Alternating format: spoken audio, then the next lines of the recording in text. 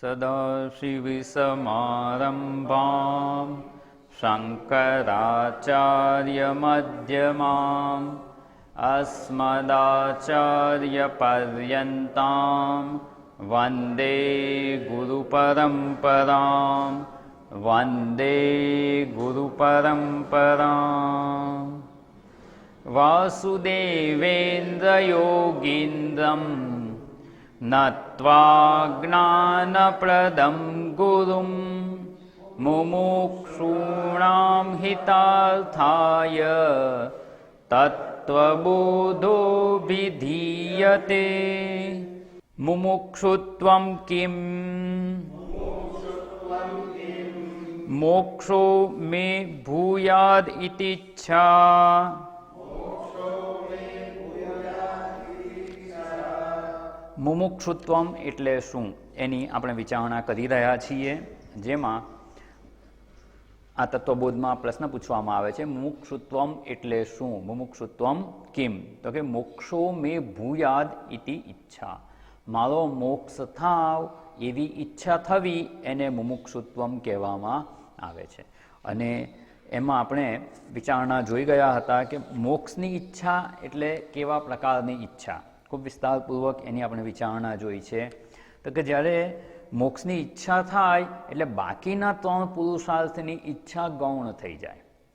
ધર્મ, અર્થ અને કામ, આ ત્રણ પુરુષાર્થની ઈચ્છા છે એ ગૌણ થઈ જાય, એનું જીવનમાં મહત્વ ન રહે અને માત્ર મોક્ષ જ પ્રાપ્ત કરવો છે, મારો મોક્ષ થાવ કે મારી મુક્તિ થાવ એવી જે ઈચ્છા દ્રઢ થાય તો એને મુમુક્ષુત્વમ કહેવામાં આવે છે.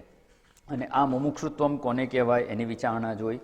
આપણામાં એ મુમુક્ષા કેવી રીતે જાગે અને એના દ્વારા મોક્ષ કેવી રીતે પ્રાપ્ત થાય એ બધી વિચારણા આપણે જોઈ ગયા છીએ. ખાલી આજે આને થોડોક આપણે યાદ કરી લઈશું. અને મોક્ષની ઈચ્છા કોને થાય, તો કે જે બંધનમાં છે એવું અનુભવે એને જ મોક્ષની ઈચ્છા થાય. તો મોક્ષ માટેનો પ્રયત્ન કેવો હોય, તો કે મોક્ષ અર્થાત કે મુક્તિ માટેનો પ્રયત્ન કેવો હોય, તો કે જેવા પ્રકારનું બંધન હોય ને એવા પ્રકારનો મુક્તિનો પ્રયત્ન હોય. અને આપણે જે દ્રષ્ટાંત જોયા હતા કે દોરડાથી કોઈના હાથ બાંધી દીધા હોય અને બંધનમાં છે તો દોરડું છોડી નાખવું એ મુક્તિનો ઉપાય છે. કોઈ કૂવામાં પડી ગયું છે અને બંધનમાં છે, પોતાની જાતે બહાર નીકળી શકે એમ નથી, તો એને દોરડું કે નિશાણી મૂકી અને એમાંથી બહાર કાઢવો એ એની મુક્તિનો ઉપાય છે. તો અહીંયા કયા પ્રકારનું બંધન છે, તો એમાં આપણે જોયું હતું અહંકારાદિ દેહાંતાન, વિવેક ચુડામણીનો શ્લોક લઈ અને એનો અર્થ આપણે સમજી ગયા છીએ. અહંકારાદિ દેહાંતાન, અહંકારથી લઈ અને દેહ પર્યંત, એટલે આખું અંતઃકરણ ચતુષ્ટય આવી ગયું. અહંકાર, ચિત્ત, બુદ્ધિ, મન, ઇન્દ્રિયો અને શરીર, દેહ પર્યંત એ બધા હું છું કે મારા છે એવું માનીએ છીએ એટલે એની મર્યાદા આપણી થઈ જાય છે, એના જે દોષ છે તે આપણા થઈ જાય છે. એ દેશ, કાળ અને વસ્તુથી પરિચ્છિન્ન છે, એનાથી મર્યાદિત છે, એનાથી બંધનમાં છે અને આપણે એને હું માનીએ એટલે એ બધા બંધન આપણા થઈ જાય છે. એટલે એ બંધન શેનાથી જન્મેલા છે, તો કે અજ્ઞાન કલ્પિતાન. આપણું જે બંધન છે શેને લીધે છે, સ્વરૂપથી તો શુદ્ધ બુદ્ધ મુક્ત જ છીએ, પણ સ્વરૂપનું સાચું જ્ઞાન ન હોવાથી, સ્વસ્વરૂપનું અજ્ઞાન હોવાથી આ બધાને હું રૂપે માનીએ છીએ અને એને લીધે બંધન અનુભવીએ છીએ, દુઃખી થઈ રહ્યા છીએ. તો સ્વસ્વરૂપનું જે અજ્ઞાન છે એ અજ્ઞાનથી કલ્પાયેલું બંધન છે. અને જ્યારે અજ્ઞાનથી કલ્પાયેલું બંધન હોય તો એનાથી મુક્તિનો ઉપાય શું, જ્ઞાન પ્રાપ્તિ, એ જ એનો ઉપાય છે. એટલે જ્ઞાનાત મુક્તિ. અને આપણે પણ એબ્લમમાં જે લોકોમાં મૂકેલું છે સૂત્ર, સાંખ્ય સૂત્ર, જ્ઞાનાદ એવતુ કૈવલ્ય, માત્ર જ્ઞાનથી જ મુક્તિ સંભવે છે, બીજી કોઈ રીતે મુક્તિ સંભવતી નથી. અને એટલે અહીંયા શંકરાચાર્યજીએ જણાવેલું છે, તત્વબોધમાં ખૂબ સરળ વ્યાખ્યા કરી છે. મોક્ષો મેં ભૂયાદ ઇતિ છે, મારો મોક્ષ થાવ, પણ કેવી રીતે અને કેવા બંધનમાંથી, એ બંધન શેનું છે એ બધી વિચારણા આપણે સમજવાનો પ્રયત્ન કર્યો. કે અહંકારાદિ દેહાંતાન બંધન અજ્ઞાન કલ્પિતાન, અજ્ઞાન કલ્પિત આ પ્રકારનું જે બંધન છે એમાંથી મુક્ત કેવી રીતે થવાય, તો કે સ્વસ્વરૂપાવબોધેન, સ્વસ્વરૂપનો અવબોધ થાય. હું સત ચિત આનંદ સ્વરૂપ છું એવો સ્વ સ્વરૂપનો જ્યારે બોધ થાય ત્યારે જ આ મુક્તિની પ્રાપ્તિ થઈ શકે એમ છે. એટલે સ્વરૂપના બોધ દ્વારા, સ્વરૂપના જ્ઞાન દ્વારા મુક્ત થવાની ઈચ્છાને મુમુક્ષા કહેવાય છે. માત્ર મુક્ત થવાની ઈચ્છાને મુમુક્ષા કહેવામાં આવતી નથી. ધારો કે કંઈક દુઃખ આવી ગયું, શરીર, ઇન્દ્રિયો, મન, બુદ્ધિ, આર્થિક, સામાજિક કોઈ પણ પ્રકારનું દુઃખ આવે અને દુઃખમાંથી મુક્ત થવાની ઈચ્છા, મુક્તુમ ઈચ્છા મુમુક્ષા, જો એટલો જ અર્થ કરીએ અને મુક્ત થવાની ઈચ્છા થઈ ગઈ, કોઈ પણ પ્રકારનું દુઃખ આવે અને મુક્ત થવાની ઈચ્છા થઈ એટલે શું એ મુમુક્ષુ કહેવાય? અત્યારે પણ આપણામાં મુક્ત થવાની ઈચ્છા છે જ, પ્રયત્ન પણ કરી રહ્યા છીએ, પણ જો એ પ્રયત્ન જ્ઞાન પ્રાપ્તિ સિવાયનો પ્રયત્ન હોય ને તો એને મુમુક્ષા ન કહેવાય. જે કંઈ દુઃખ આવે એનાથી મુક્ત થવાનો પ્રયત્ન કરીએ જ છીએ, તો એ દુઃખોની પરંપરા ચાલી રહી છે, એક પછી બીજા પછી ત્રીજું દુઃખ જે આવતું જ રહે છે, એમાંથી મુક્ત થવાની ઈચ્છા પણ છે, પ્રયત્ન પણ કરીએ છીએ, પણ એટલા માત્રથી મુમુક્ષુ થઈ શકાતું નથી. મુમુક્ષુ થવું હોય તો શું કરવાનું? તો કે જે કંઈ આપણને દુઃખ આવે છે ને એ દુઃખથી મુક્તિનો ઉપાય શું છે? તો કે સ્વસ્વરૂપનું જ્ઞાન, અને સ્વસ્વરૂપનું જ્ઞાન પ્રાપ્ત કરવું છે. સ્વસ્વરૂપાવબોધેન મુક્તુમિચ્છા મુમુક્ષા. અને એ સમજ આપણે પ્રાપ્ત કરવાનો પ્રયત્ન કર્યો હતો.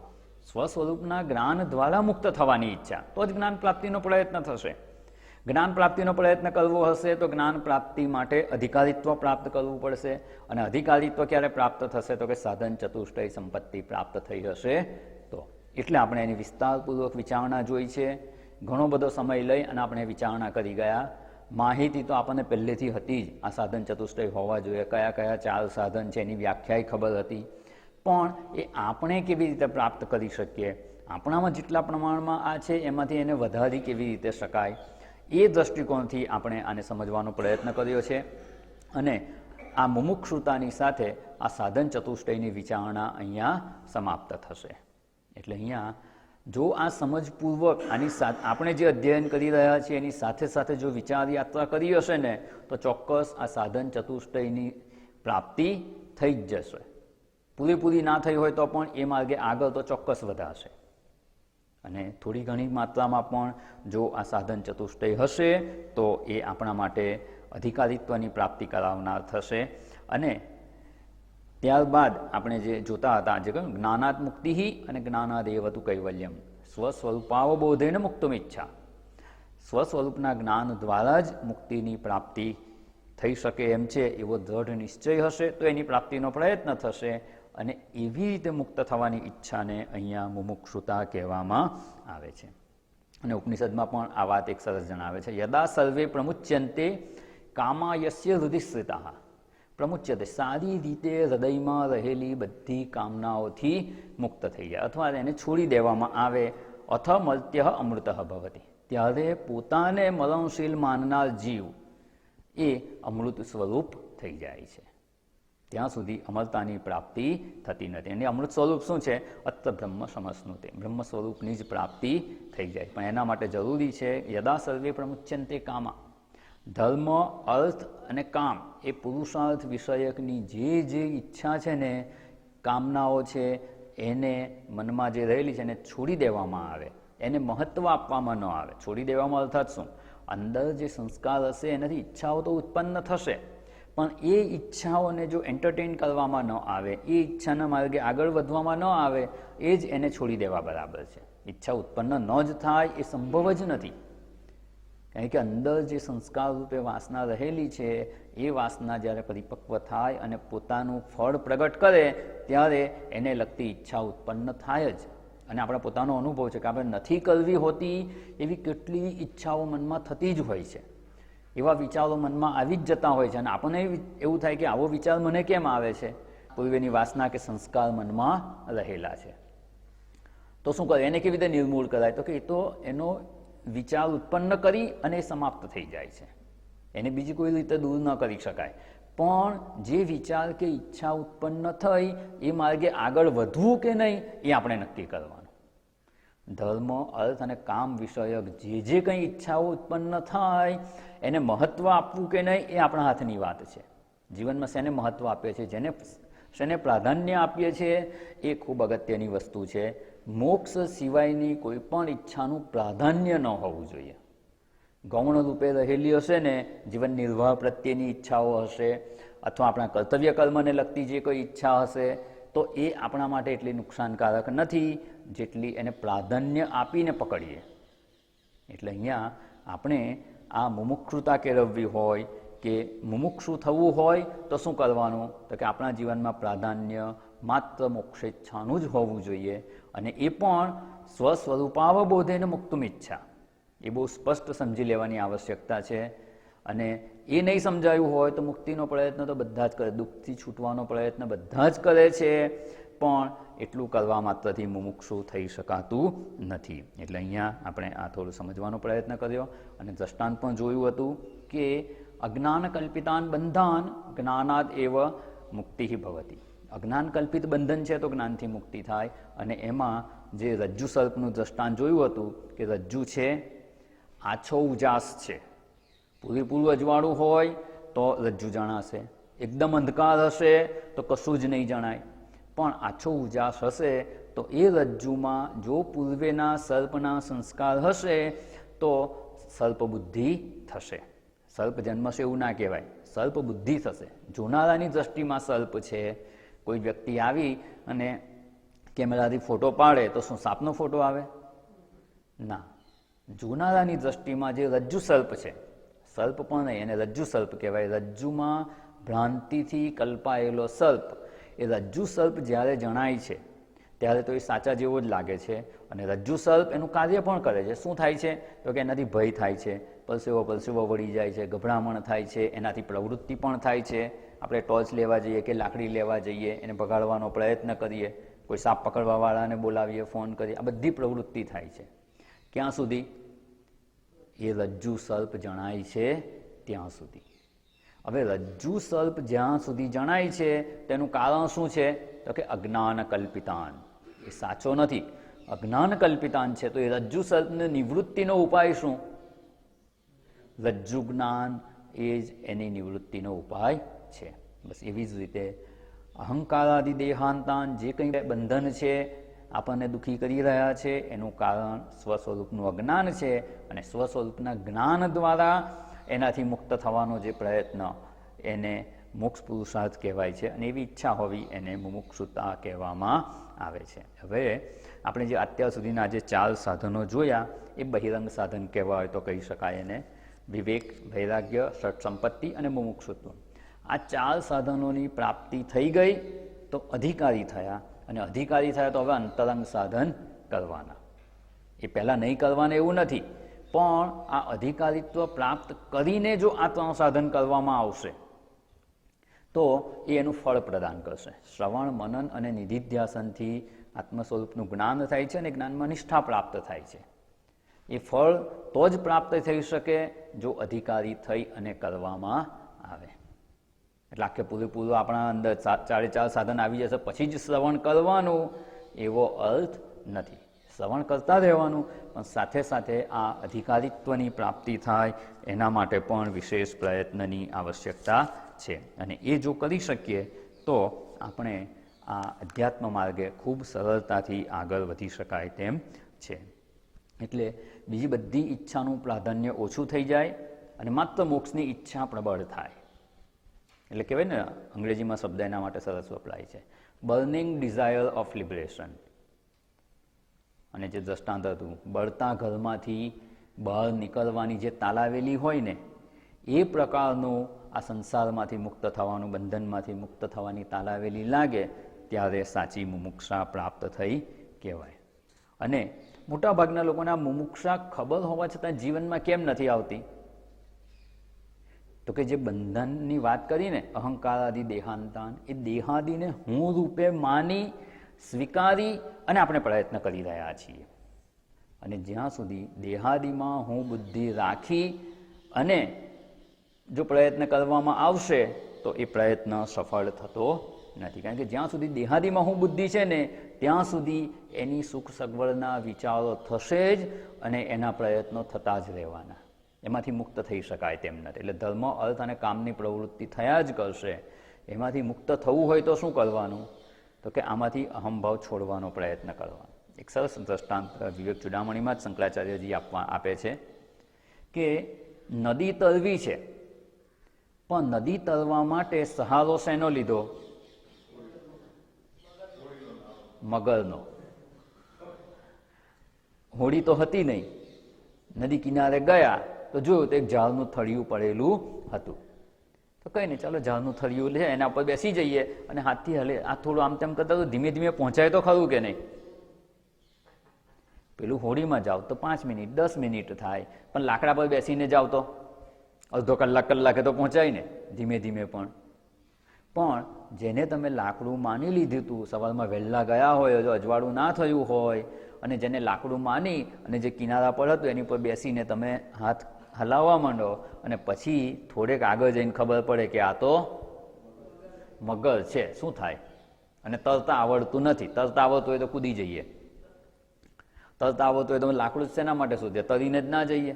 તરતા નથી આવડતું એટલે લાકડું શોધ્યું. લાકડું જેને સમજીને ગ્રહણ કરીએ છીએ એ શું છે? મગર છે. અને અડધે ગયા પછી ખબર પડી, હવે જો મગર પર બેસી અને નદી તરવાની ઈચ્છા કરે તો મગર શું સામે કિનારે લઈ જાય? પેલી વાર્તા છે ને મગર અને વાંદરાની, એનું કાળજું ખાવું હતું, તો અડધે લઈ જઈને શું કરે? પછી એને જ ખાઈ જાય. તો મગરને લાકડું સમજી અને નદી તરવાની ઈચ્છા કરવા જેવી આ વાત છે. હું શરીર, ઇન્દ્રિયો, મન, બુદ્ધિ છું અને મારે મુક્ત થવું છે. જેને હું રૂપે સ્વીકારી લીધા એનાથી જ મુક્ત થવાનો પ્રયત્ન, એ સંભવ જ નથી. એટલે અહીંયા આપણે આ વિવેક ચૂડામણીનો શ્લોક લઈ અને સમજવાનો પ્રયત્ન કરી રહ્યા છીએ. અહંકારાદિ દેહાંતાન બંધાન અજ્ઞાન કલ્પિતાન. અને અજ્ઞાન કલ્પિત છે એવું જો દ્રઢતાથી સમજાઈ ગયું ને તો જ અજ્ઞાનથી મુક્તિનો ઉપાય થશે. એવું દ્રઢતા નથી આવી એ સમજમાં કે આ બંધન છે અજ્ઞાન કલ્પિત છે. શું થાય છે આપણને? બંધન અર્થાત કે કોઈ પણ દુઃખદાયક કંઈક હોય એ શેને લીધે દુઃખ મળે છે આપણને? આ શરીરમાં તકલીફ છે ને, આ પડી ગયો, પગમાં ફ્રેક્ચર થયું ને એટલે, આ કિડનીમાં પ્રોબ્લેમ થયો છે ને એટલે દુઃખી છે, આ હાર્ટ એટેક આવી ગયો ને એટલે મને દુઃખ છે, આટલું ધન નથી ને એટલે મને દુઃખ છે, મારા સગાવાલા આવા છે ને એટલે દુઃખ છે, મારા ઘરના લોકો આવા છે એટલે દુઃખ છે, મને ધંધામાં આમ થાય છે એટલે દુઃખ છે. દુઃખી છીએ, દુઃખમાં મુક્ત થવાનો પ્રયત્ન કરીએ છીએ, પણ કેવી સમજપૂર્વક કરીએ છીએ? દુઃખનું કારણ જગતમાં જોઈ અને મુક્તિનો પ્રયત્ન કરીએ છીએ. અને જ્યારે દુઃખનું કારણ જગતમાં જોઈશું ને તો પ્રયત્ન ક્યાં થશે? જે દુઃખનું કારણ હશે એને દૂર કરવામાં. અને જો જગતમાં દુઃખનું કારણ શોધીશું કે દેહથી લઈને અહંકાર પર્યંત આપણા દુઃખનું કારણ છે એવું માનતા હોઈશું, અર્થાત કોઈ પણ અનાત્મા છે એ આપણા દુઃખનું કારણ છે, તો એનાથી જ મુક્ત થવાનો પ્રયત્ન થશે. એ અજ્ઞાનને લીધે દુઃખી છું ને એ નથી સમજાતું.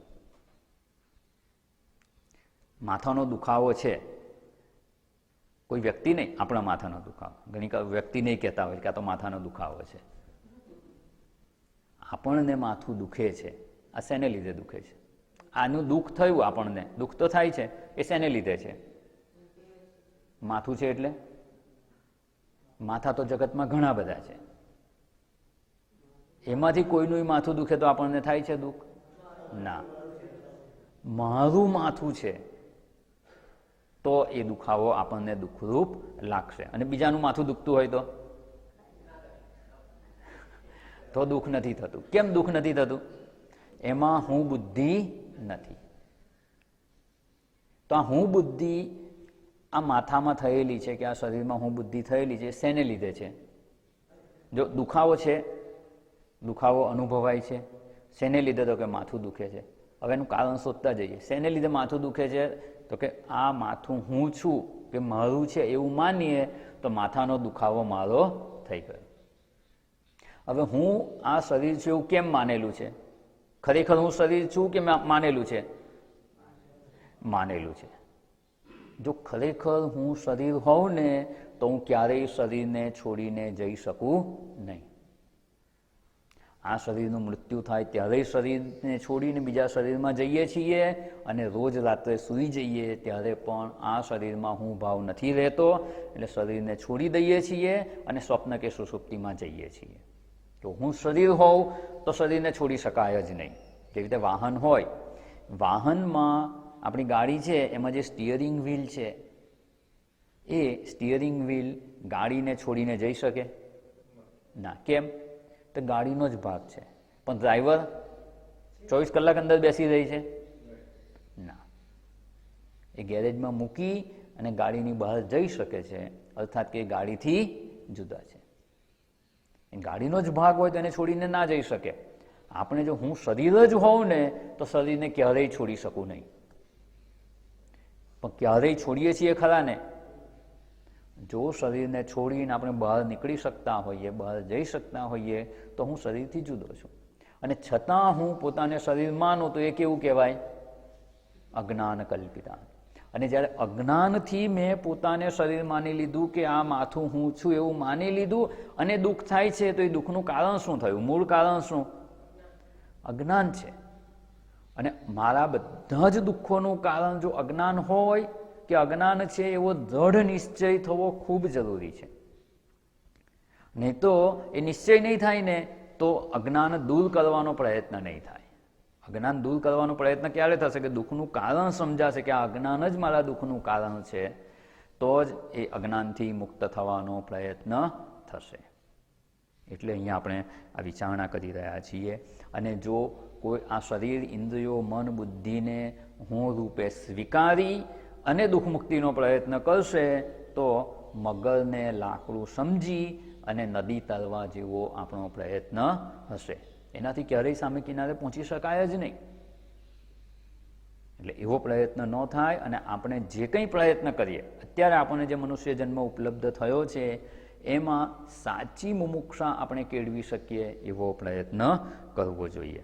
અને આવું જો સમજાઈ જશે તો ચોક્કસ આપણે સાચી મુમુક્ષા પ્રાપ્ત કરી છે એવું કહેવાશે. અને આ જ વાતને જે આ શ્લોકમાં શંકરાચાર્યજી જણાવે છે, દુર્લભમ તયમેવૈતત દેવાનુગ્રહ હેતુકમ મનુષ્યત્વમ મુમુક્ષુત્વમ મહાપુરુષ સંશ્રય. મનુષ્યત્વ પ્રાપ્ત થઈ ગયું છે તો જ અહીંયા આપણે બેઠા છીએ, સત્સંગમાં બેઠા છીએ. મહાપુરુષનો સંશ્રય, સદગુરુનો ઉપદેશ, શાસ્ત્રની વિચારણા આપણને પ્રાપ્ત છે. તો ખૂટે છે શું? આપણા પક્ષે શું પ્રયત્ન કરવાનો છે? સાચું મુમુક્ષુત્વમ કેળવવાનું છે. સાચું મુમુક્ષુત્વમ આપણામાં જાગે એના માટે પ્રયત્ન ક્યાં કરવાનો? તો કે વિચારણા કરી અને આપણા દુઃખનું કારણ અજ્ઞાન છે ને એવો નિશ્ચય દ્રઢ કરવાનો. પછી મુમુક્ષુત્વમ તરત જાગી જશે. પછી એમાં બહુ પ્રયત્ન નથી. આપણે દુઃખનું કારણ જગતમાં શોધીએ છીએ એટલે મુમુક્ષુત્વમ જાગતું જ નથી. માત્ર શબ્દો છે, બોલતા હોઈએ છીએ કે આપણે મુમુક્ષુ છીએ, મોક્ષ માટે પ્રયત્નશીલ છીએ, પણ શું ખરેખર સ્વસ્વરૂપના જ્ઞાન વડે મુક્ત થવાની ઈચ્છા થઈ છે? અને એ ત્યારે જ થઈ શકે જ્યારે આપણા દુઃખનું કારણ અજ્ઞાન છે અને એને લીધે આપણને બંધનનો અનુભવ થઈ રહ્યો છે. બંધનમાં છીએ, બંધનનું કારણ અજ્ઞાન છે, એવી દ્રઢતા આવશે ને તો મુમુક્ષુત્વમ સરળ થઈ જશે. અને એવું મુમુક્ષુત્વમ પ્રાપ્ત થાય એના માટે આપણે પ્રયત્ન કરવાનો છે. અને આ જ આપણું લક્ષ્ય છે, મુખ્ય લક્ષ્ય. અને એટલે જ કહેવાય છે મોક્ષ પુરુષાર્થ એ જ મુખ્ય પુરુષાર્થ છે અથવા પુરુષાર્થ એક જ છે. પ્રત્યેક વ્યક્તિને મૂળભૂત ઈચ્છા તો દુઃખમાંથી મુક્તિ અને સુખની પ્રાપ્તિ જ છે. પ્રયત્ન ગમે ત્યાં કરે, સાચી સમજ નથી એટલે ધન પ્રાપ્તિ કરીને પણ દુઃખમાંથી છૂટવું છે અને સુખી થવું છે. જગતના ભોગો પ્રાપ્ત કરીને પણ દુઃખમાંથી છૂટવું છે અને સુખી થવું છે. ધર્મ પુરુષાર્થ કરીને, સત્કાર્યો કરીને પણ દુઃખમાંથી છૂટવું છે અને સુખની પ્રાપ્તિ કરવી છે. મૂળભૂત ઈચ્છા તો આ જ છે. એટલે મૂળ આમ કહીએ ને કે મુખ્ય પુરુષાર્થ તો આ મોક્ષ જ છે. બાકીના ત્રણ છે ને એ તો પુરુષાર્થનો આભાસ માત્ર છે. એ કંઈ સાચો પુરુષાર્થ નથી. સાચો પુરુષાર્થ હોય તો પુરુષાર્થનું ફળ મળવું જોઈએ. દુઃખ મુક્તિ અને સુખ પ્રાપ્તિ માટે પ્રયત્ન કરીએ છીએ તો શું દુઃખ રહિત નિત્ય સુખની પ્રાપ્તિ એનાથી સંભવે છે ખરી? ના. થોડોક સમય દુઃખ મુક્તિ થાય છે અને થોડોક સમય સુખની પ્રાપ્તિ થાય છે. પાછા હતા તેવા ને તેવા. પ્રાપ્ત થયેલું સુખ જતું રહે છે એટલે હતા તેવા ને તેવા, અને દુઃખ દૂર થયું એ પાછું આવી પણ જાય છે. એટલે પુરુષાર્થ તો જીવનમાં એક જ છે, મોક્ષ પુરુષાર્થ. અને જ્યારે એને મુખ્ય પુરુષાર્થ ગણીશું ને ત્યારે આપોઆપ બાકીના ત્રણ ગૌણ થઈ જશે. એટલે આપણે જીવનમાં બીજું કંઈ પ્રાપ્ત કરવાની ઈચ્છા થાય ચોક્કસ, પણ એ ઈચ્છા થઈ એ મુખ્ય પુરુષાર્થ તરીકેની ન હોવી જોઈએ.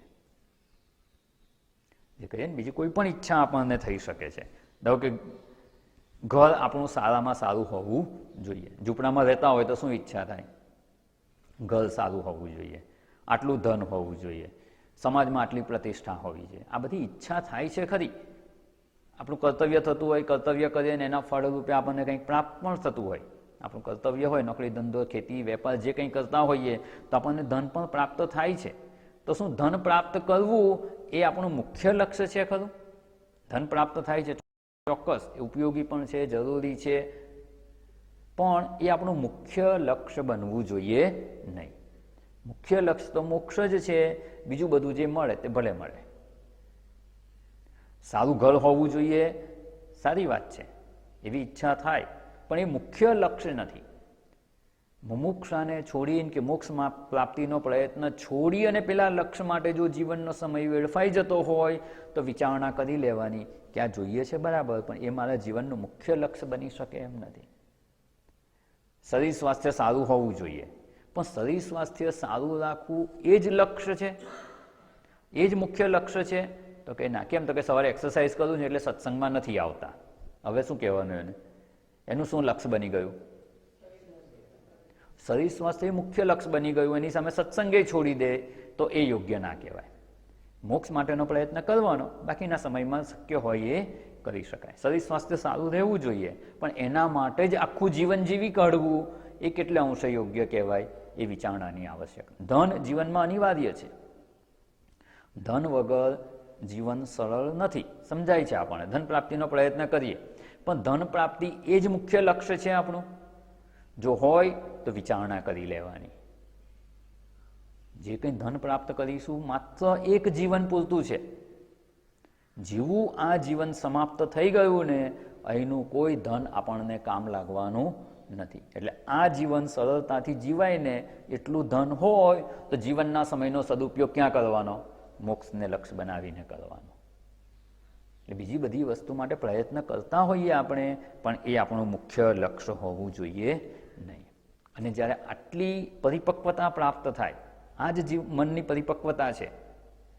જ્યારે વિચાર કરે ને માણસ ત્યારે આ પરિપક્વતા આવે. કંઈ અમુક ઉંમર થઈ ગઈ એટલે આવી પરિપક્વતા આવી જ જાય જરૂરી નથી. વિચારણા ના કરે તો 70 વર્ષ સુધી એવી પરિપક્વતા ના આવે, અને વિચારણા કરે તો નાની ઉંમરમાં પરિપક્વતા આવી જાય, જીવનનું લક્ષ્ય સમજાઈ જાય.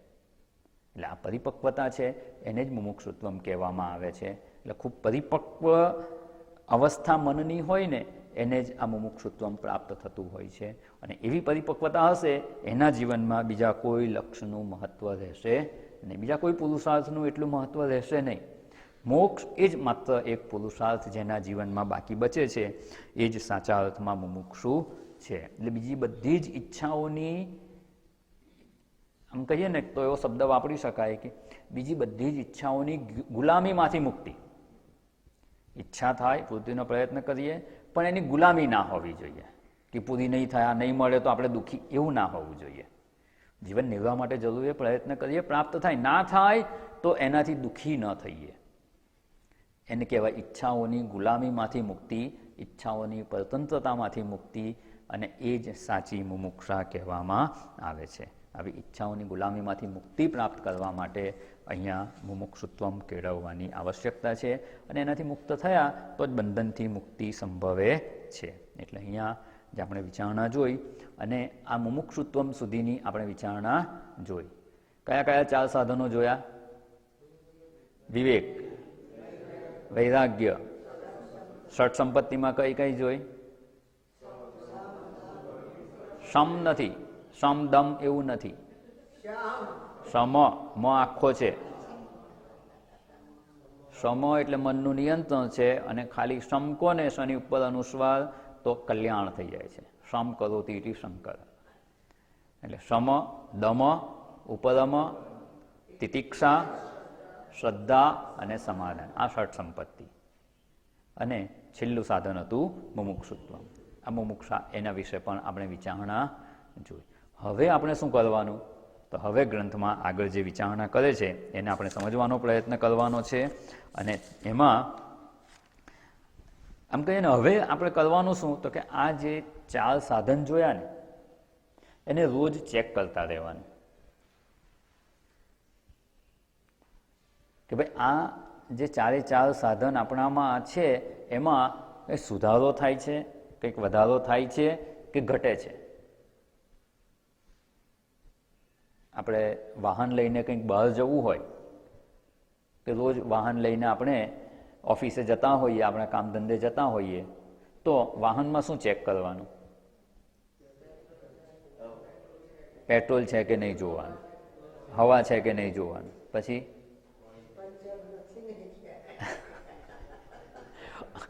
એ જ થઈ જાય છે મોટે ભાગે. આ 4 સાધનોમાં પંક્ચર જ પડી જાય છે, ગાડી આગળ ચાલે જ નહીં. વધારે જાણકાર માણસ હોય તો ઓઇલ ચેક કરે, એન્જિન ઓઇલ છે કે નહીં. લાંબે જવાનું હોય તો બધું ચેક કરવું પડે. આ ચેક કરીને પછી જ આપણે વાહન શરૂ કરતા હોઈએ છીએ, પછી યાત્રા શરૂ કરીએ છીએ. બસ એવી રીતે આપણે પણ આપણા દિવસનો પ્રારંભ કરીએ ને ત્યારે જોઈ લેવાનું કે આપણામાં આ સાધન ચતુષ્ટય કેટલા છે. આમ કહીએ ને તો પેલું એક ટેબલ બનાવીએ ને એક કાગળ પર, એવું હોય તો બનાવી જ રાખવા જેવું છે. એમાં વિવેક, વૈરાગ્ય, ષટ સંપત્તિ અને મુમુક્ષુતા, આટલા ઊભા ખાના બનાવી દેવાના અને આ આડી લીટીઓ દોરીને એમાં તારીખ લખી દેવાની. એટલે આપણને રોજ યાદ રહે કે અમારામાં વિવેક જેટલો છે ને એમાં થોડોક વધવો જોઈએ, વૈરાગ્ય જેટલો છે એમાં થોડોક વધારો થવો જોઈએ, મનનું નિયંત્રણ આપણે કરવું છે, મનનો નિગ્રહ કરવાની ઈચ્છા છે, શ્રમ પ્રાપ્ત કરવો છે, તો શ્રમ જેટલું છે ને દિવસમાં 10 વાર ગુસ્સો આવતો હોય તો 10માંથી 9 વાર થાય ને એવો પ્રયત્ન કરવાનો, 10માંથી 11 વાર થાય એવું તો ન જ થવું જોઈએ. ચિત્તની એકાગ્રતા, આ બધા જ સાધનો આપણા જીવનમાં જેટલા પણ છે ને એનામાં થોડો ઘણો ઉમેરો થાય ને એવો પ્રયત્ન કરવાનો. અને એના માટે રોજ આ ચેકલિસ્ટ બનાવી અને ચેક કરતા રહેવાનું. કોઈને બતાવવાની જરૂર નથી, પોતાને જ ખબર પડી જાય. પોતે જ એસેસમેન્ટ પણ કરવાનું કે દિવસ દરમિયાન મારામાં આ સાધન સંપત્તિ વધી કે ઘટી. જો વધે તો સમજી લેવાનું કે આપણે સાચા રસ્તે છીએ. જો ઘટે, ચિત્ત વધારે અશુદ્ધ થતું જતું હોય તો વિશેષ પ્રયત્ન કરી, વિશેષ વિચારણા કરી અને આપણે આ સાધન સંપત્તિને વધારવાનો પ્રયત્ન કરવો જોઈએ. અને એ જ આપણા માટે એમ કહીએ ને કે અત્યારે ગરમી કેટલી છે? ગરમી છે કે ઠંડી છે? આ ગરમી કે ઠંડી મપાય છે એમાં? વાસ્તવમાં ગરમી જ છે. ગરમી વધઘટ થાય છે, ઠંડી જેવું કંઈ નથી હોતું. 15 ડિગ્રી છે એટલે શું?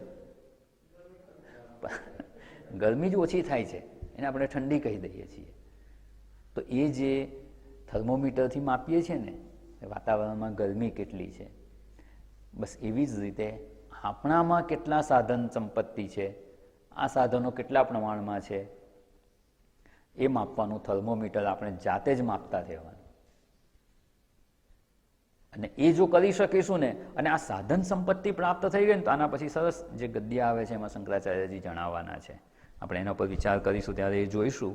પણ અહીંયા આપણે આ સાધન સંપત્તિની અનિવાર્યતા, એનું જીવનમાં મહત્ત્વ અને એ કેવી રીતે આપણે પ્રાપ્ત કરી શકીએ એ બધી આપણે વિચારણા જોઈ. અને મુખ્ય રૂપે આપણે કોણ છીએ?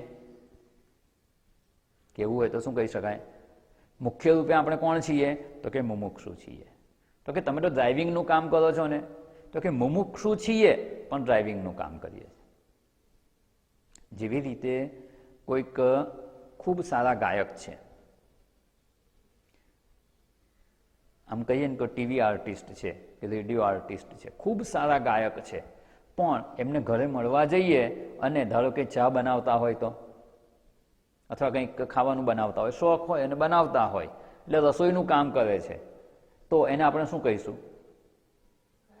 રસોઈયા છે. જોઈએ ત્યારે રસોઈયા છે. હવે એ રસોઈયા છે કે ગાયક છે?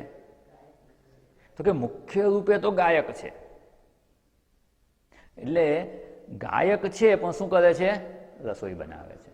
મુખ્ય રૂપે ગાયક છે. બસ એવી જ રીતે આપણે આપણા કર્તવ્ય કર્મો કરતા હોઈએ, જીવન નિર્વાહના જે કંઈ કર્મો કરતા હોઈએ, ત્યારે મુખ્ય રૂપે આપણે કોણ છીએ? આપણે મુમુક્ષુ છીએ, પણ ખેતી કરીએ છીએ. મુમુક્ષુ છીએ, પણ શિક્ષણનું કાર્ય કરી રહ્યા છીએ. મુમુક્ષુ છીએ, ફેક્ટરીનું કામ કરી રહ્યા છીએ. મુમુક્ષુ છીએ, વેપાર કરી રહ્યા છીએ. મુમુક્ષુ છીએ, પિતા તરીકેનું કર્તવ્ય કર્મ કરી રહ્યા છીએ.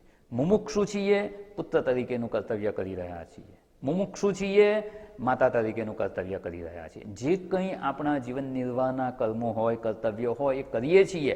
આપણે મુખ્ય રૂપે એ નથી. મુખ્ય રૂપે આપણે મુમુક્ષુ છીએ, અને જો આ વિચાર મનમાં દ્રઢ હશે ને, તો આપણી બધી જ પ્રવૃત્તિ એ મોક્ષ માર્ગે આગળ લઈ જનારી થશે. એટલે અહીંયા આ વિચારણાને જીવનમાં સ્થાન આપવાનું. ક્ષણે ક્ષણે જે કંઈ કરીએ ને, ભલે આપણે આ કામ કરી રહ્યા છીએ, ભલે અત્યારે આપણે સત્સંગ કરી રહ્યા છીએ, આપણે છીએ કોણ? મુમુક્ષુ છીએ. અને આ વિચાર ક્ષણે ક્ષણે જો મનમાં સ્પષ્ટ હશે ને, તો આપણા દ્વારા કોઈ એવું કાર્ય નહીં થાય કે જેનાથી આપણું મન અશુદ્ધ થાય. એ મુમુક્ષુ છીએ તો આપણી પ્રાયર રિક્વાયરમેન્ટ શું છે? કે ચિત્ત શુદ્ધિ હોવી જોઈએ, આ સાધન ચતુષ્ટયની પ્રાપ્તિ હોવી જોઈએ. કોઈ પણ પ્રકારે જો ચિત્ત અશુદ્ધ થાય ને, તો એ આપણને પોષાય તેમ નથી. ભલે થોડું ધનનું નુકસાન થઈ જાય, ધનનું નુકસાન થશે એ પોષાશે, ચિત્ત અશુદ્ધ થશે એ નહીં પોષાય. થોડી શરીરને તકલીફ પડે તો ભલે પડે, એ આપણને પોષાય એવું છે, પણ ચિત્ત અશુદ્ધ થાય એ પોષાય તેમ નથી. એટલે જ્યારે આ વિચાર મનમાં દ્રઢ થાય કે મુખ્ય રૂપે આપણે મુમુક્ષુ છીએ, બીજું બધું કરીએ છીએ સાઈડ બિઝનેસ ગણાય. પેલું કે પાર્ટ ટાઈમ જોબ કરતા હોઈએ, મુખ્ય જોબ હોય, કામ કરતા હોય 8 થી 5, પછી સાંજે 2 કલાક બીજું કંઈક કામ કરતા હોઈએ, એ પાર્ટ ટાઈમ જોબ છે. મુખ્ય શું છે? તો કે મુખ્ય તો આ કામ કરું છું.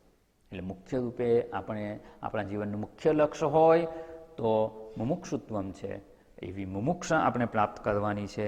અને એ મુખ્ય લક્ષ્ય છે તો બીજું બધું ગૌણ થઈ જશે. ધર્મ, અર્થ અને કામ એ પુરુષાર્થ થશે ખરા જીવન નિર્વાહ માટે, અથવા કર્તવ્ય હોય તો, પણ એ મુખ્ય રહેશે નહીં, એ ગૌણ થઈ જશે. અને આવી જો જીવન દ્રષ્ટિ પ્રાપ્ત થઈ ગઈ ને, તો આ અધ્યાત્મ માર્ગે પ્રગતિ કરવી અઘરી નથી. અઘરી કોના માટે છે? જેના જીવનનું આ લક્ષ્ય નથી એના માટે અઘરું છે. જેના જીવનનું આ લક્ષ્ય છે અને આ ફર્મ કન્વિક્શન જેને થઈ ગયું છે, એના માટે આ મોક્ષ માર્ગે આગળ વધવું અઘરું નથી. એટલે સાધન ચતુષ્ટયની પ્રાપ્તિ એ જ આપણા જીવનમાં અત્યારે મુખ્ય હોવું જોઈએ. એ પ્રાપ્ત થશે ને, તો જ્ઞાનની પ્રાપ્તિ અને જ્ઞાન નિષ્ઠા તો ખૂબ સરળ છે. પણ એ નહીં હોય તો આ પ્રાપ્ત થઈ શકે તેમ નથી. એટલે આપણા જીવનનું ધ્યેય તો આ જ હોવું જોઈએ. નિશાન ચૂક માફ. નિશાન ચૂકી જઈએ તો એમાં માફી મળે કે ચાલો કઈ આટલું નિશાન, પણ નહીં માફ, નીચું નિશાન. નિશાન જ નીચું રાખ્યું હોય તો પ્રગતિ ક્યારે થશે? એટલે કે 10 ફૂટ સુધીનું નિશાન રાખેલું છે કે ત્યાં પહોંચવું છે. ધારો કે 10 ફૂટ નહીં તો 9 ફૂટ પહોંચ્યા, પણ તમે નિશાન જ 5 ફૂટનું રાખો તો 5 ફૂટની ઉપર જવાની કોઈ સંભાવના જ નહીં રહે. એવી રીતે આપણા જીવનમાં લક્ષ્ય શું છે? તો કે મુમુક્ષુત્વ પ્રાપ્ત થવું જોઈએ. મુખ્ય લક્ષ્ય આપણું આ મુમુક્ષા છે. અને મુમુક્ષા પ્રાપ્ત થશે ને, તો બીજું બધું તો એની જાતે આવી જશે. વિવેક વૈરાગ્ય ઓછા હશે ને તો આવી જશે. મોક્ષની જ પ્રાપ્તિ કરવી છે તો શ્રમ દમ નહીં આવે, તિતિક્ષા નહીં આવે, આવી જ જશે. મુખ્ય લક્ષ્ય જ મોક્ષ છે. તો મોક્ષ માટે તો જે કહ્યું ને કે અજ્ઞાન કલ્પિતાન બંધાન મુક્તુમ ઈચ્છા મુમુક્ષા, સ્વસ્વરૂપાવબોધે ને સ્વસ્વરૂપનું જ્ઞાન પ્રાપ્ત કરવાનું. તો જ્ઞાન પ્રાપ્ત કરવા માટે ક્યાં જવાનું? તો કે શાસ્ત્ર પાસે જવાનું. તો શાસ્ત્રમાં શ્રદ્ધા આવશે કે નહીં? તો શાસ્ત્રમાં શ્રદ્ધા છે, શાસ્ત્ર સમજાતા નથી જાતે જાતે, તો જે જાણે છે એની પાસે સમજવા જઈશું. તો સદગુરુમાં શ્રદ્ધા આવશે કે નહીં? આવી જ જશે. એટલે અહીંયા કહેવામાં આવે છે કે મુખ્ય આપણે મુમુક્ષુ છીએ, બીજું બધું જે કરીએ એ ગૌણ છે. અને જો આ હશે અને આવી જીવન દ્રષ્ટિ જો પ્રાપ્ત થઈ ગઈ, તો આ માર્ગે ખૂબ સરળતાથી આપણે આગળ વધી શકીએ તેમ છીએ. એટલે અહીંયા સુધીની જે વિચારણા થઈ એ 4 સાધનો વિશે વિચારણા જોઈ. અને હવે આગળનું જે ગદ્ય છે એ ગદ્યને આપણે ઉચ્ચારણ કરી અને એને સમજવાનો પ્રયત્ન કરીશું. અને આખું સમરાઇઝ કરે છે. હવે એતત સાધન ચતુષ્ટયમ. એ તત એટલે આ 4 સાધન છે. આ સાધન ચતુષ્ટય થઈ ગયું. હવે આ 4 સાધન પ્રાપ્ત કરવાથી થશે શું? તો કે તતઃ તત્વ વિવેકસ્ય અધિકારિણો ભવંતી.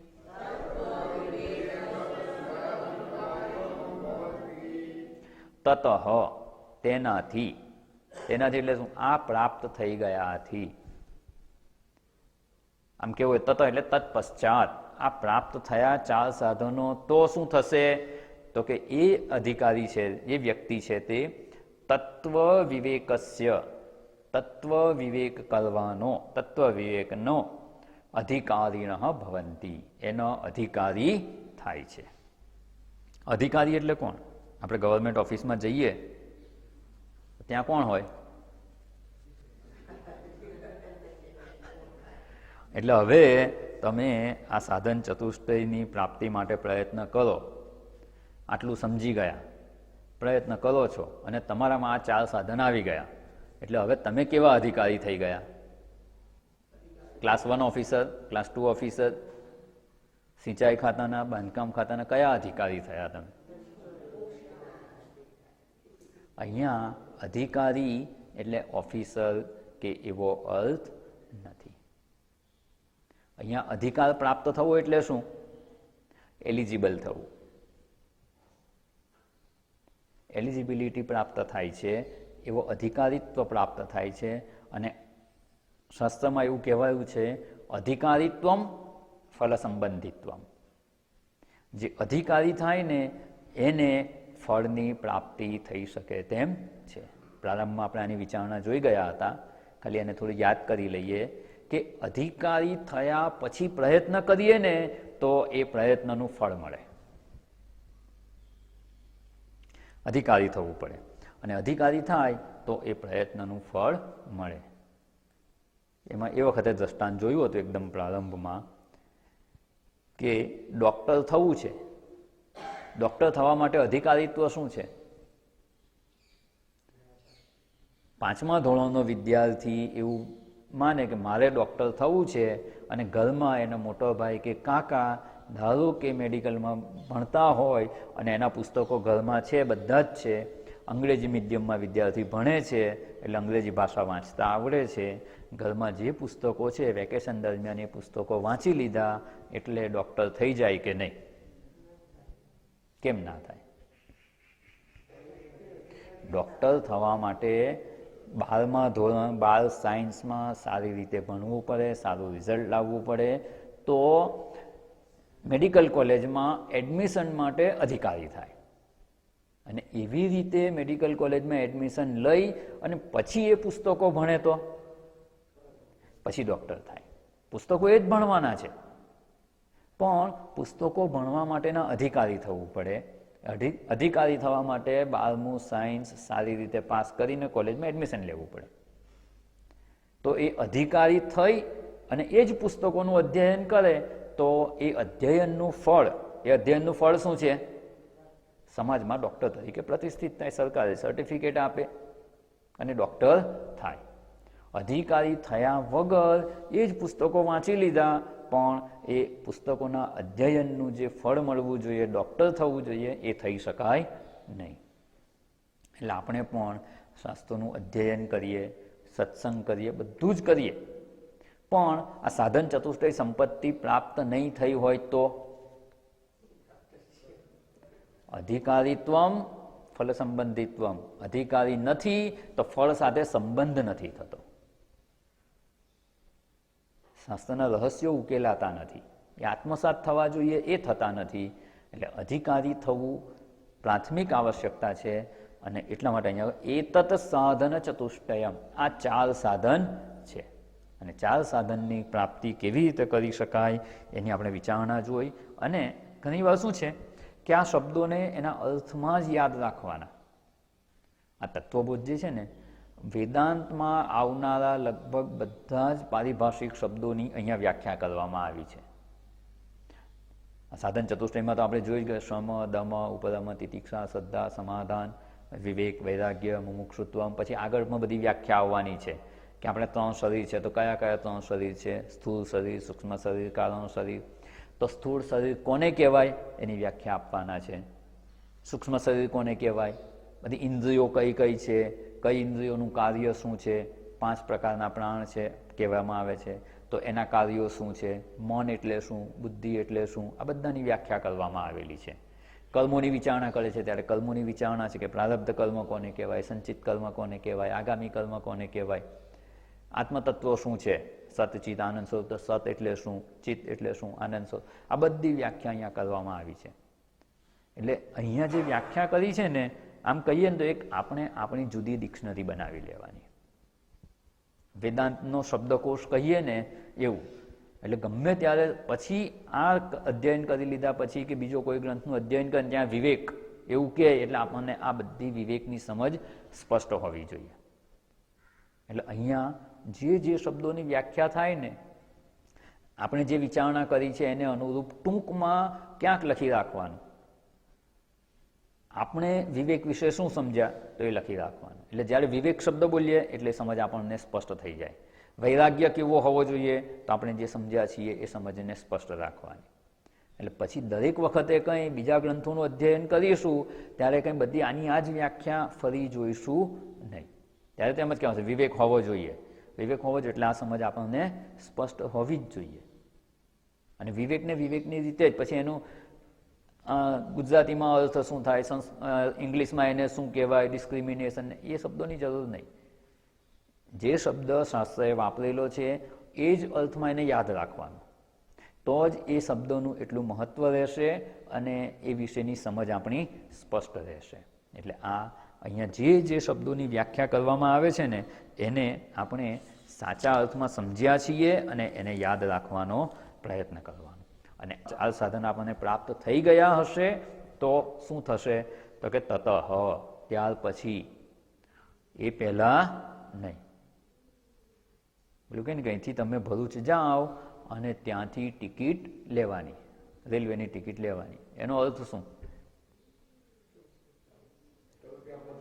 પહેલા ત્યાં પહોંચવું જ પડે, પછી જ ટિકિટ લેવાની, અથવા ત્યાં જઈને આમ કરવાનું. તો ભરૂચ જાઓ અને પછી તમારે વડોદરા જવાનું. તો હું સીધો વડોદરા જતો રહું તો ના, કહ્યું છે અહીંથી ભરૂચ જાઓ પછી તતઃ, તત્પશ્ચાત. એટલે સાધન ચતુષ્ટય સંપત્તિની પ્રાપ્તિ કર્યા બાદ એ કરીશું ને તો જ, સાધન ચતુષ્ટય સંપત્તિ પ્રાપ્ત કર્યા બાદ કરેલી હશે તો જ તત્વ વિવેકસ્ય અધિકારીણઃ ભવંતિ. તત્વનો વિવેક કરવાના અધિકારી થવાય છે. આ તત્વબોધ જે આપણે જોયું એમાં પ્રથમ શરૂઆતના ગદ્યમાં શંકરાચાર્યજીએ કહ્યું હતું કે તત્વ વિવેક પ્રકારમ વક્ષ્યામઃ. તત્વનો વિવેક કરીશું એવું નથી કહ્યું. શું કહ્યું હતું? તત્વ વિવેક પ્રકારમ વક્ષ્યામઃ. તત્વનો વિવેક જે પ્રકારે કરી શકાય ને એ આખી પ્રક્રિયા જણાવવાના છે. એટલે આ ગ્રંથની વિશેષતા છે. તત્વનો વિવેક, તત્વ આ છે, અતત્વ આ છે, આત્મા આ છે, અનાત્મા આ છે, એ આપણે કેવી રીતે કરી શકીએ? તત્વ વિવેક પ્રકારમ. તત્વને અર્થાત આત્માને અનાત્માથી જુદો કેવી રીતે જાણી શકાય, એને જુદો જાણવાનો એ તો આપણને ખબર છે. તત્વનો વિવેક કરવાનો, આત્મા અનાત્માનો વિવેક કરવાનો, આપણે કેવી રીતે કરી શકીએ એ બધી પ્રક્રિયા આ ગ્રંથમાં જણાવવાના છે. અને એ કરી શકાય ને એવું સામર્થ્ય, એવી પરિપક્વતા પ્રાપ્ત કોને થાય, એવો અધિકારી કોણ છે કે જે તત્વનો વિવેક કરી શકે? અહીંયા જે સમજાવે છે એ સમજી શકશે કોણ? સાંભળી તો બધા જ શકશે. એ તત્વનો વિવેક કોણ કરી શકશે? તો કે જેનામાં જેટલું અધિકારીત્વ હશે ને એટલો એ તત્વનો વિવેક કરી શકશે. શાસ્ત્ર તો એક સરખી સમજ આપે છે. સાંભળનારા બધાની ગ્રહણ કરવાનું સામર્થ્ય કેવું? જુદું જુદું એટલે કેટલું કેટલું? જેટલા સાધન ચતુષ્ટય છે એટલું એનું સામર્થ્ય. 10% હોય તો સમજાશે કેટલું? 10% જ સમજાશે. જેનામાં 50% સાધન ચતુષ્ટય હશે તો 50% સમજાશે. અને પૂરેપૂરી માત્રામાં સાધન ચતુષ્ટય હશે તો પૂરેપૂરું એક જ વારમાં સમજાઈ જશે. એટલે આપણે પ્રયત્ન શું કરવાનો? સાધન ચતુષ્ટય પ્રાપ્ત થાય એના પર વિશેષ ભાર મૂકવાનો. અને અત્યાર સુધીનો આમ કહીએ ને કે આ ગ્રંથનો પેલું પાર્ટ 1 પ્રથમ ભાગ અહીંયા પૂરો થાય છે. અધિકારી નિરૂપણ અહીંયા પૂરું થાય છે. અને હવે ગ્રંથ આગળની વિચારણામાં આગળ વધશે, વિશેષ આગળની વિચારણા કરાવશે હવે. એટલે અહીંયા આ સાધન ચતુષ્ટયની વિચારણા થઈ ગઈ એટલે ગ્રંથનો પહેલો ભાગ પૂરો થયો. હવે તત્વનો વિવેક કેવા પ્રકારે કરવાનો છે, તત્વનો વિવેક એટલે શું અને કેવી રીતે કરી શકાય. એટલે અહીંયા તત્વ વિવેકસ્ય અધિકારીણ ભવંતી. અને એવા અધિકારી થવું હોય તો અત્યાર સુધીની જે વિચારણા કરી છે એને આપણે સમજવાનો પ્રયત્ન કરવાનો, એ સમજી અને એ પ્રકારે જીવનમાં ઉતારવાનો પ્રયત્ન કરવાનો. અને જેટલા પણ સાધન છે એને વધારે ને વધારે આપણે આત્મસાત કરી શકીએ એ પ્રકારનું આપણું જીવન હોવું જોઈએ. અને જેમ જેમ સાધન ચતુષ્ટય સંપત્તિ પ્રાપ્ત થતી જશે ને એમ એમ આ અધ્યાત્મ વિદ્યા પોતે જ પોતાનું રહસ્ય પ્રગટ કરે છે. એટલે આપણે એને વિશેષ રૂપે સમજવાનો પ્રયત્ન કર્યો, ખૂબ વિસ્તારપૂર્વક વિચારણા કરી છે આપણે. અને હવે ગ્રંથ જે આગળ સમજાવશે એને આપણે આજનો સમય થઈ ગયો એટલે પુનઃ મળીશું ત્યારે એની વિચારણા કરીશું. પણ આ જે વાક્ય છે ને આમ કહે ને કે બહુ બોલ્ડ સ્ટેટમેન્ટ હોય ને એવું વાક્ય છે. તતઃ તત્વ વિવેકસ્ય અધિકારીણો ભવંતી. તતઃ ત્યારબાદ જ, એના વગર પ્રયત્ન કરવામાં આવશે ને તો આમાં સફળતા મળી શકે તેમ નથી. એટલે આ વાક્યને ખૂબ યાદ રાખવા જેવું છે. તતઃ તત્પશ્ચાત તત્વ વિવેકસ્ય અધિકારીણ ભવંતી. ઓમ પૂર્ણમદ પૂર્ણમિદમ પૂર્ણાત પૂર્ણમુદચ્યતે પૂર્ણસ્ય પૂર્ણમાદાય પૂર્ણમેવાવશિષ્યતે. ઓમ શાંતિ શાંતિ શાંતિ. હરિ ઓમ શ્રી ગુરુભ્યો નમઃ. હરિ ઓમ.